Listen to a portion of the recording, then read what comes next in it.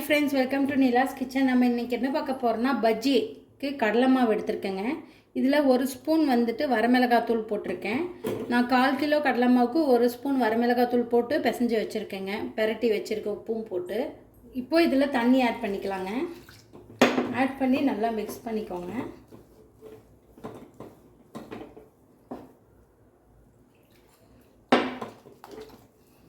கையில் மிக்ஸ் பண்ணிக்கோங்க. நீங்கள் அந்த கரண்டியில் மிக்ஸ் பண்ணால் அந்தளவுக்கு நல்லா வராது. கையில் மிக்ஸ் பண்ணுற அளவுக்கு நான் மிக்ஸ் பண்ணிவிட்டு காமிக்கிறேன். பாருங்கள், இந்த கன்சிஸ்டன்சி இருந்தால் போதும். ரொம்ப தனியாக பாருங்கள். பஜ்ஜி மாவை இந்த மாதிரி தொட்டினா அப்படி பெரட்டி இப்படி போடுங்க.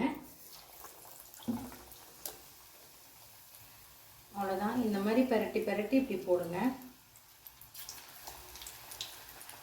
அப்படியே உதிராமல் நல்லா மேலே வருங்க, புஃபி வரும். அதுக்கப்புறம் தான் நீங்கள் மீட்டு போடணும். திருப்பி எடுத்தோன்னே திருப்பி போட்டுறக்கூடாது.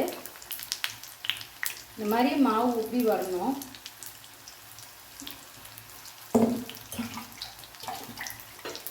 பாருங்கள், நல்லா உப்பி வருது. இப்போ நம்ம திருப்பி போடலாம்.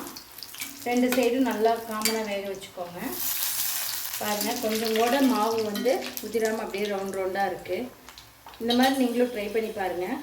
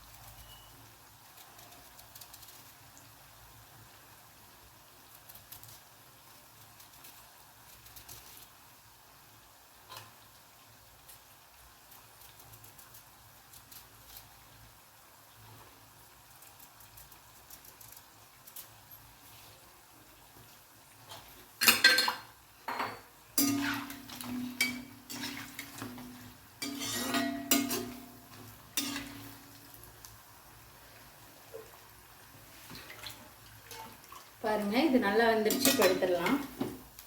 அவ்வளோதான், சூப்பரான பஜ்ஜி ரெடி ஆயிடுச்சு. இந்த மாதிரி நீங்களும்